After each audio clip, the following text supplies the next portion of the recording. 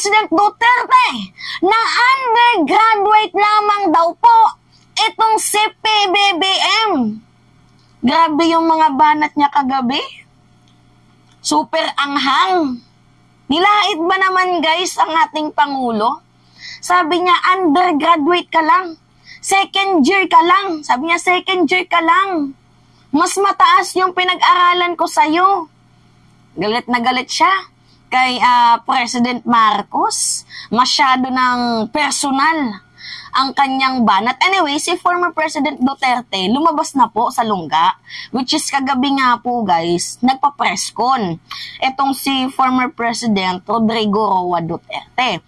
So, sinasabi guys sa video, kasi ano yun almost 2 hours. Pero, iano ko na lang, isa-summarize ko na lang.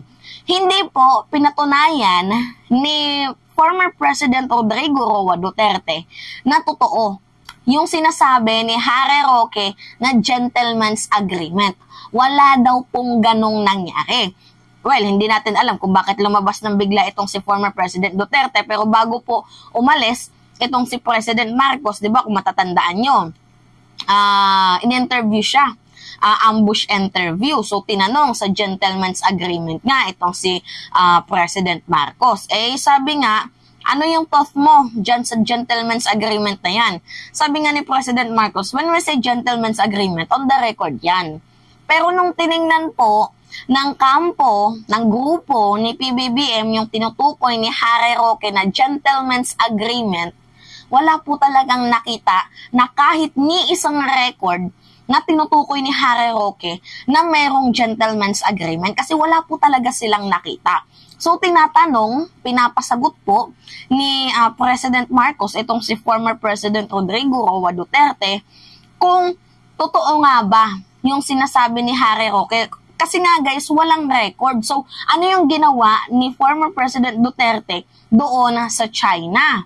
So, tinatanong ni Pangulong PBBM kung ano yung ginawa ni Duterte doon sa China, whether official things ba ang ginawa niya doon or personal things. So, hindi alam ni President Marcos.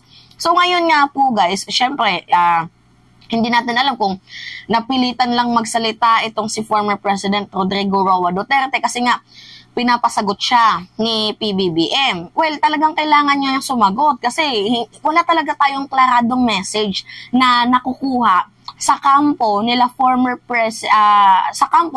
President Rodrigo Roa Duterte kasi itong si Harry Roque sasabihin may gentleman's agreement, sasabihin naman ni Panelo, wala. So, kailangan natin ng sagot galing mismo kay former President Rodrigo Roa Duterte. And now, sumagot po guys, itong si former President Rodrigo Roa Duterte. Actually, kumuha ako guys ng konting kurot lang sa kanyang sinagot sa almost 2 hours na gusto niya marinig ng mamamayang Pilipino. Ito yung sinasabi niya na hindi daw totoo ang gentleman's agreement. Pakinggan nyo to pakinggan nyo to. You better make it of record. Nung pumunta ako sa China, I was with Delfendo Renzana, the DND. I was with Anyo, who was my security advisor, national security advisor, and the advisor of ni Bongbong ngayon, national security advisor. Nandoon sila lahat, Esperon, and my cabinet members, lahat sila. Ito ang opening remarks ko kay Xi Jinping. Kunin ninyo ito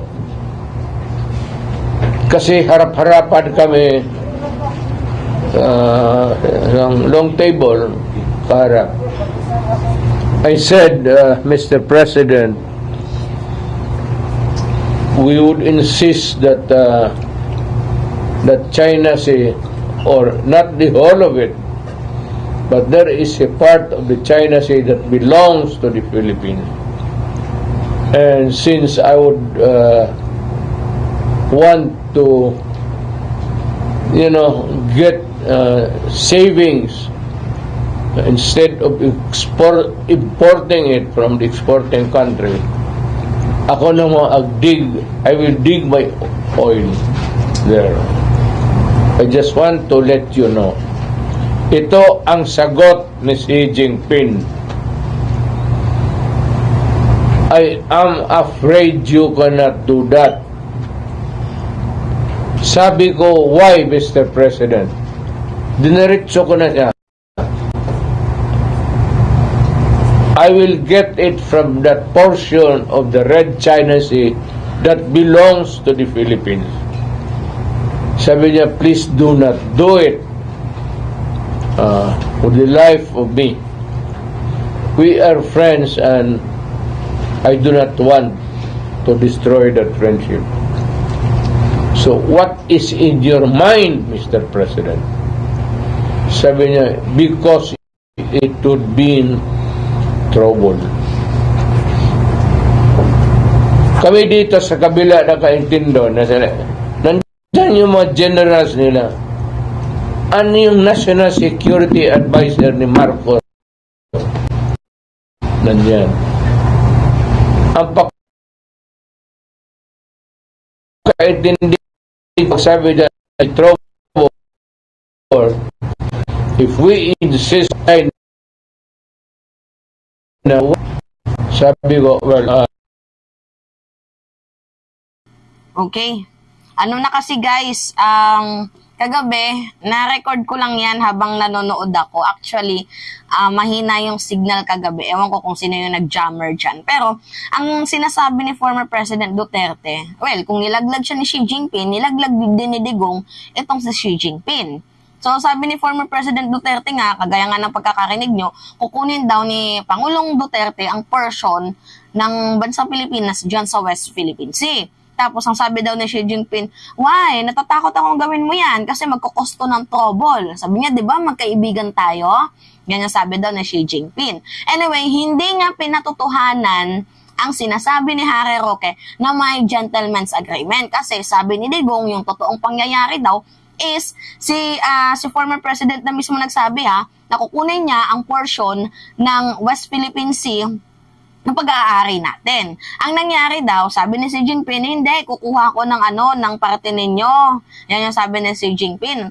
Kapag ginawa mo yan, it can cause trouble. Yan na naman guys, yung pinapakalat na sa atin na ni Digong. Diba yung gusto niyang ilagay sa ating utak? Yung gusto niyang isink in na kunyari sinabi ni Xi Jinping na hindi, kukuha ko ng portion sa inyo, kahit sa inyo yan. Pag hindi kayo nag-giveaway, may trouble, gegerahin namin kayo. Yan na naman yung pinapasok na ni Digong sa ating mga utak. So, ang nangyari, umukay na lang daw siya. Ganon daw po guys yung nangyari. And, at the end of the video, siguro sa may kalagitnaan ng 1 hour video, kasi 2 hours yun, ang sabi ni Digong, yan si Marcos, hindi marunong mag-isip yan. Diba? Hindi marunong sa geopolitical. Then, sabi niya, gusto niya magkagera. Parang yan yung gusto niyang i-insist. Alam mo ba, Marcos, na yung mga militar, walang loyalty sa'yo, nasa akin yung loyalty niyan. Yan yung kanyang gustong i-insist Kasi yung pagkakasabi niya, guys, ito mismong direct na word niya to na hindi raw po loyal ang mga militar kay President Marcos. So gusto niyang sabihin, hindi niya na lang sinabi, pero ito yung gusto niyang sabihin na walang loyalty sa'yo, yung mga militar nasa akin pa din. Yan yung gusto niyang i-insist. Pero yung sinabi niya na wala daw loyalty itong mga military forces kay President Marcos. Paano kasi? Second year lang daw itong si PBBM, hindi nakapagtapos, mahina ang utak, walang pinag-aralan. Tapos puro mura, puro putang ina, mga ganyan-ganyan. Kaya nga guys, naurat na ako na i-play ang video. Actually, naano ko na yon kagabi. Sa may bandang 2 hours na yan. Ang problema kasi, bigla akong nakatulog ba. Tapos, hindi ko alam kung anong minutes na siya.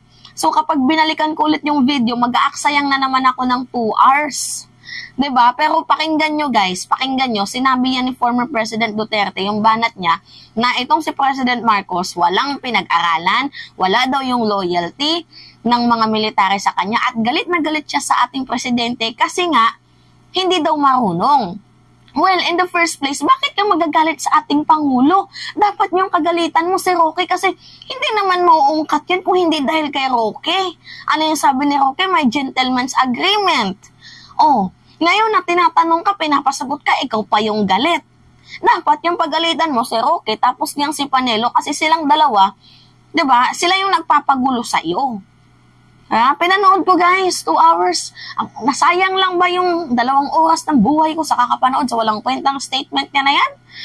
Anyway, yun po guys yung summary nun. Paulit-ulit lang. 'Di ba? Tinatanggi niya, tapos mamaya hindi totoong gentleman's agreement, tapos panlalait kay President Marcos. Tapos babalik naman sa gentleman's agreement, itatanggi niya na naman, babalik na naman sa panlalait kay President. Ganon po guys yung nangyari. Sa almost 2 hours, kaya kayo wag nyo nang panoorin kasi maano lang yung utak nyo. Magkakadeferensya lang kayo. Yan guys, sinabi ko na sa inyo, kahit panoodin nyo, totoo yung sinabi ko. Yan po guys. Anyway, it's me again, si Mima Alicia nyo at nagbabalik ulit para sa ating panibagong video.